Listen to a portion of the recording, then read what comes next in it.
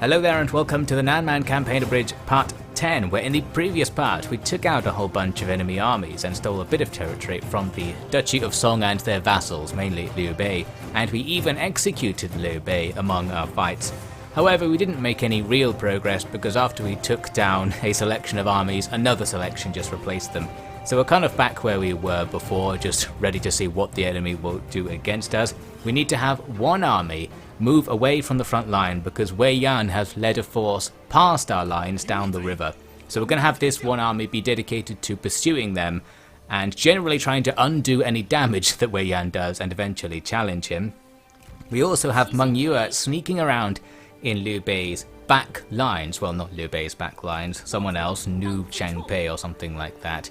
And there is a town we can go after right now. It is a walled settlement, however we're allowed to attack right away because we have elephants in the army. This forgoes the usual need to have siege equipment in order to just quickly auto-resolve a walled settlement, because it auto-resolves the elephants going and opening the gates for you. So, we move on in right now. We do take some casualties, including some full unit casualties in that battle. But I didn't mind too much, because now we have the walls. There is an enemy army nearby that might counter-attack, but my hope is that with the walls and with some garrison we'll start building up, we can defend that location. Now back at the very front. Previously I mentioned I was going to try and do some strategy to try and look for an advantageous situation to get around the fact the enemy have their armies grouped together. And here you can see my eventual answer is to just not do that. I was like, let's just advance at them with all of our stuff against all of their stuff, because they're not completely grouped together. They could be more grouped, and we do have a bit of an advantage just here. Now this is a fight where we could manually resolve it, but auto-resolving it gives us a hidden advantage, because in a manual resolve our third army wouldn't participate, but it will in an auto-resolve, so the balance bar would be worse in practice if we went down into that one.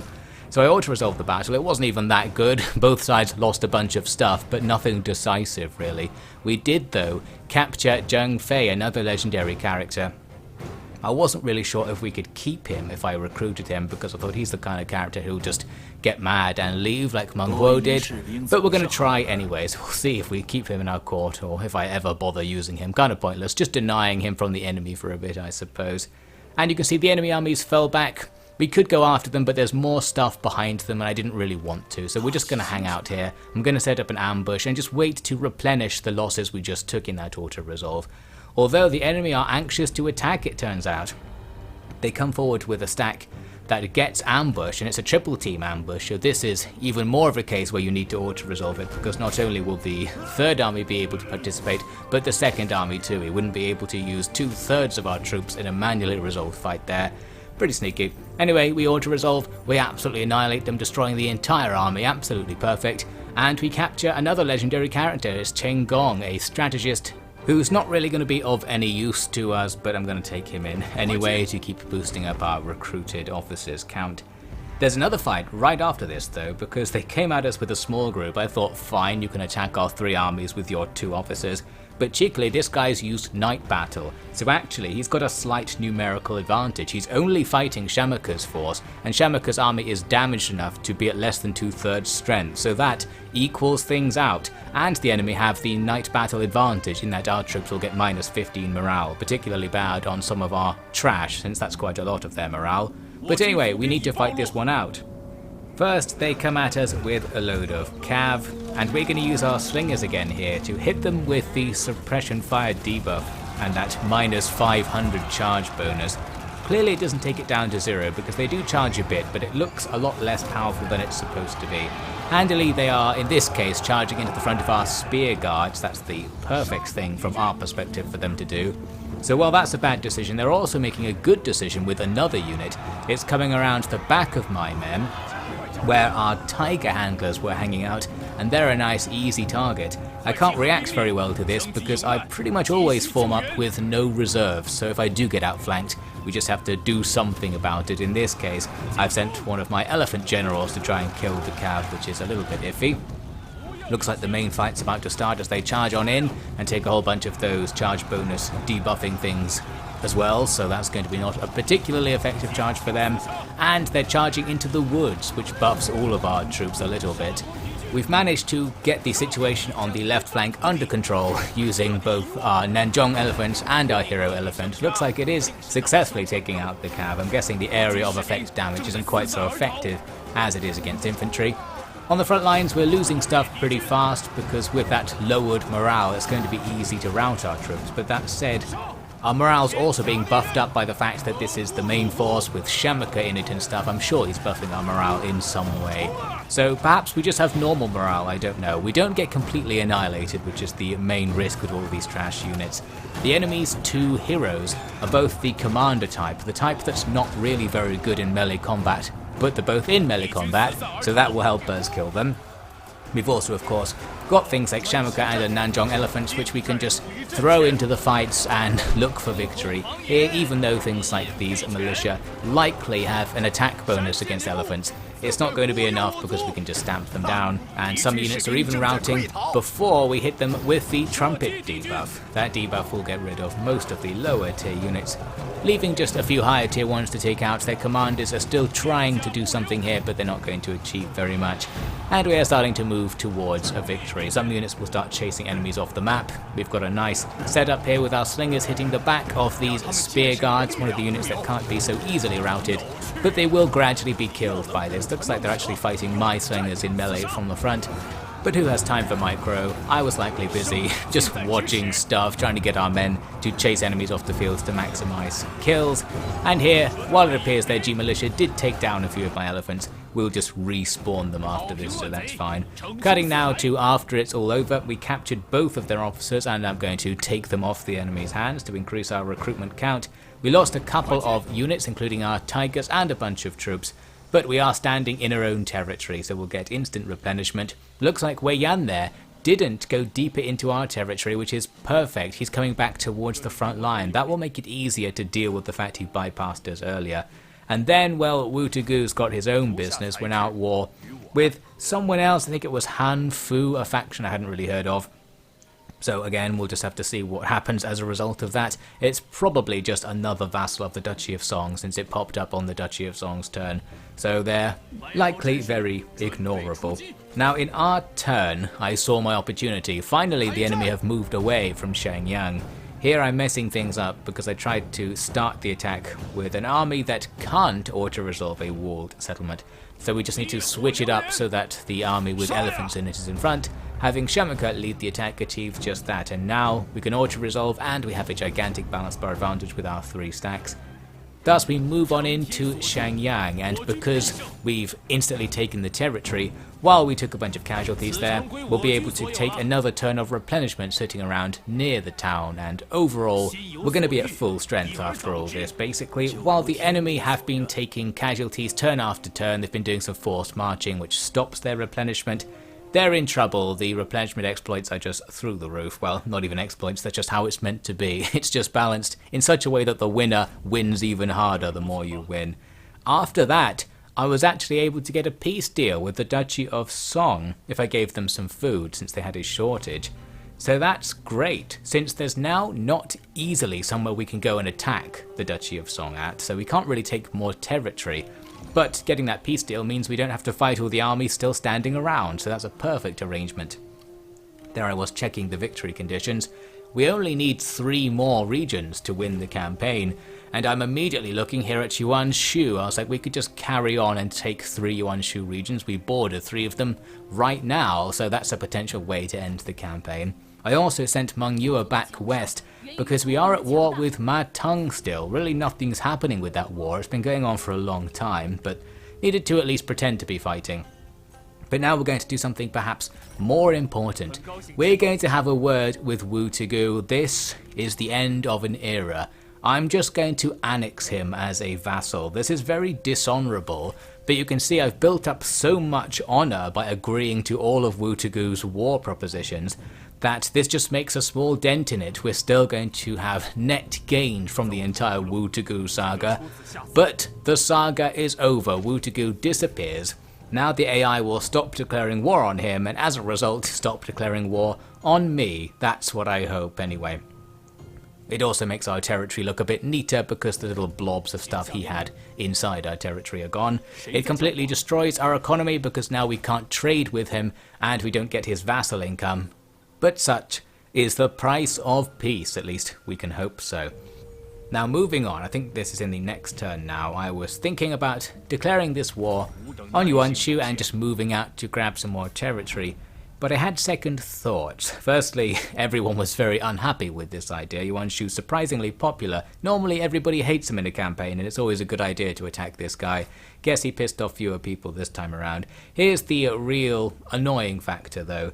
I actually have a peace treaty with him, and because I'm trading with him, that's another treaty I'd be breaking by attacking him.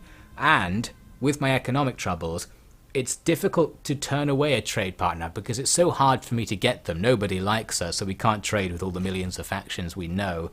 So a faction that actually will trade with us is kind of special.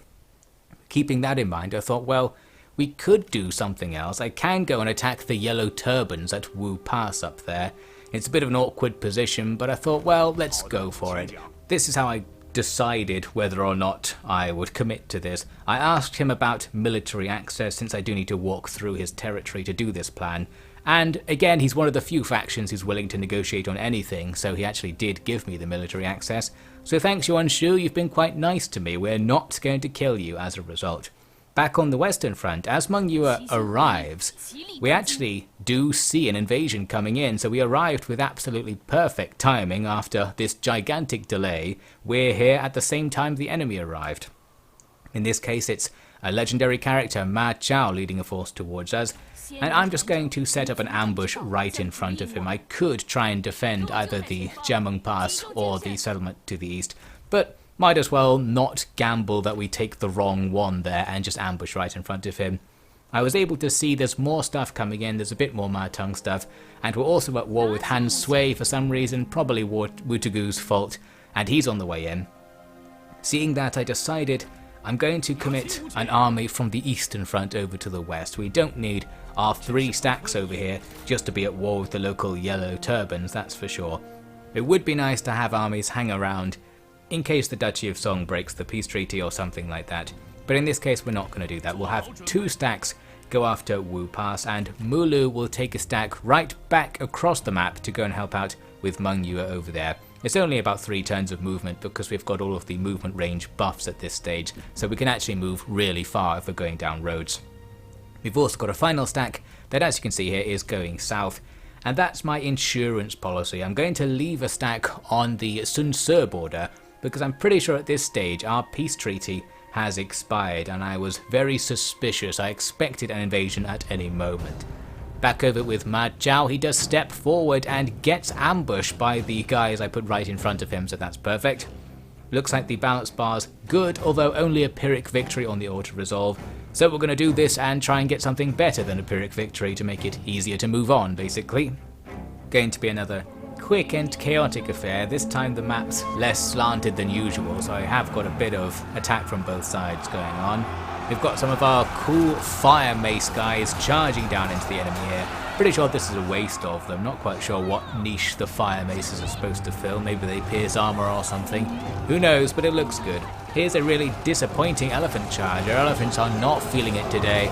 They just casually stroll up to the enemy and then start battering them about. Disappointing. And now, yes, it's just going to be chaos all over.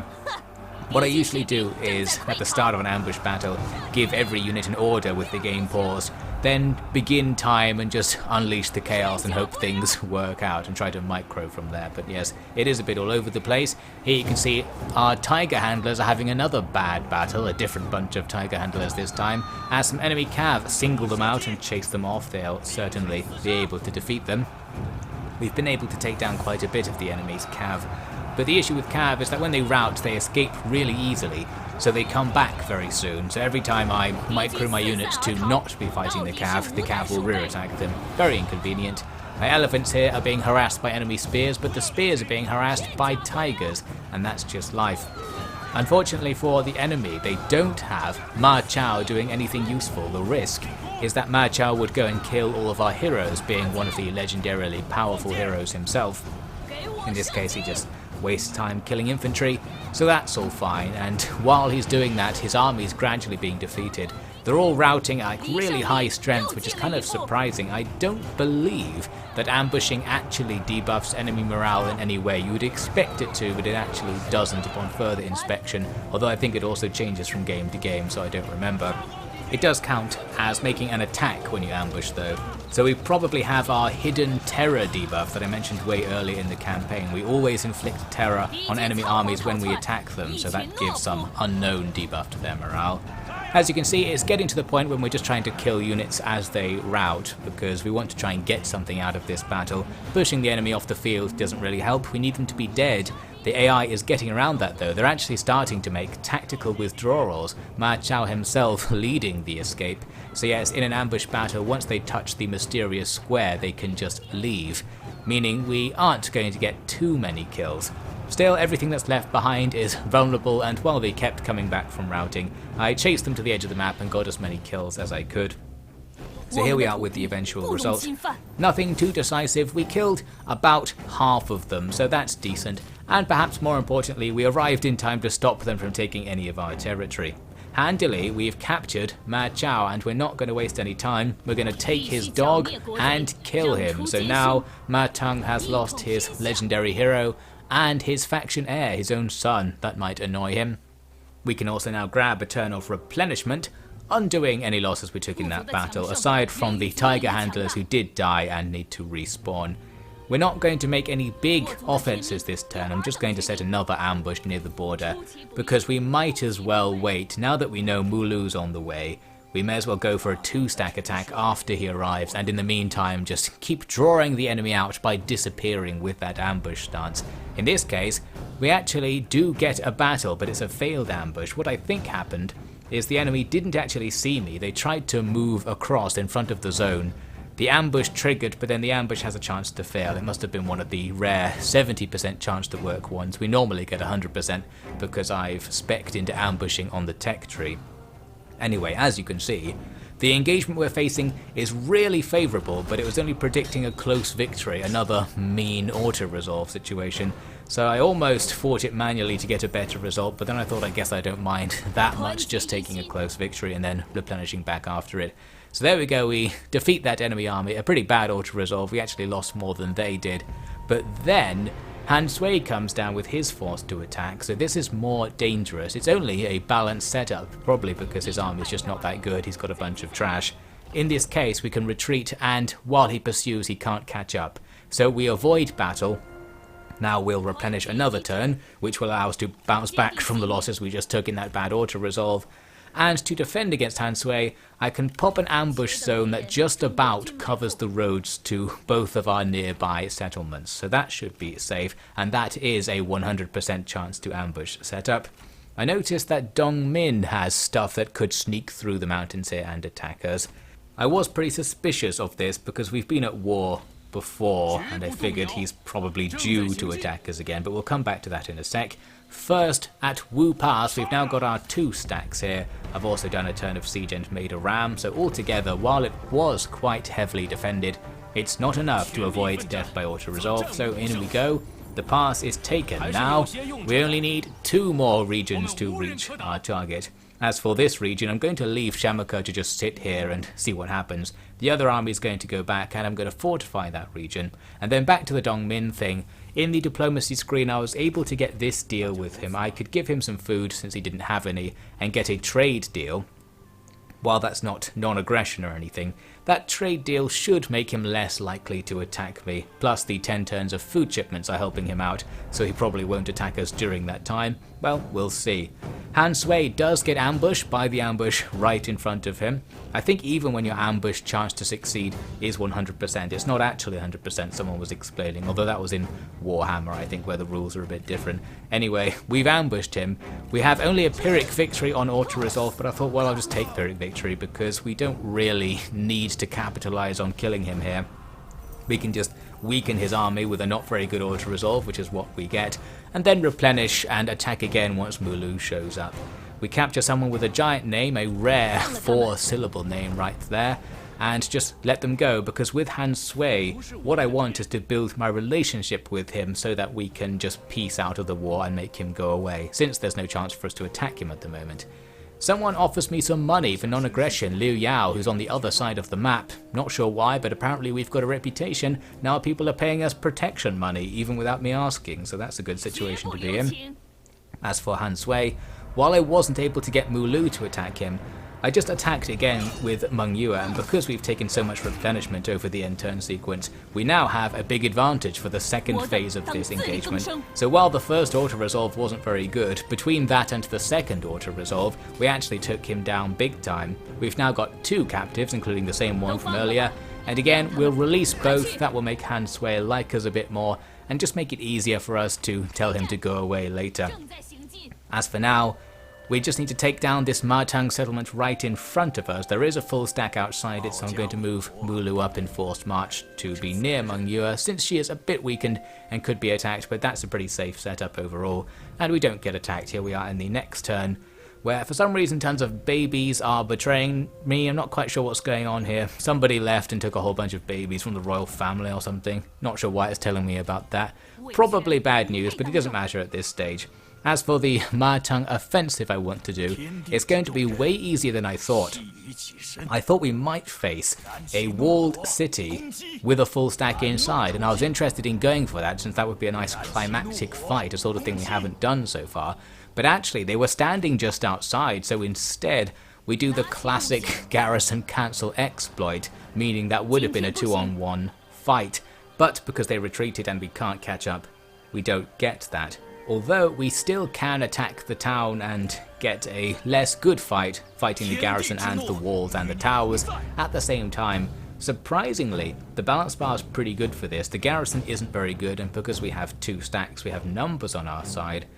And we can attack right away because Mulu has elephants. So given all that, I thought let's just do it then. We'll just smash our way through here. This is pretty much pushing us to a guaranteed kind of victory, because after this capture, we need 1 more to reach 50, and there's one just to the southwest of this, which is a much less heavily defended settlement. So one of the armies can hold this choke point, the other army can go and attack the isolated place to the southwest, and that will be the 50. But there's going to be another part in this campaign, because our objective isn't to have 50 settlements, it's to capture them and then hold them for 20 turns, meaning there's going to be at least 20 turns more in this campaign after we hit that objective. My goal is going to be as nice to the AI as possible and get them to just forget about me for those 20 turns and like pay off our enemies and stuff. Do anything in order to not get invaded, because someone like Sun Ce could actually screw us over during that 20 turn period, but we'll see how safe I can play it. I'm not quite sure. I'm relatively confident though that we'll be able to finish the campaign in the next part, so I'll see you there for that.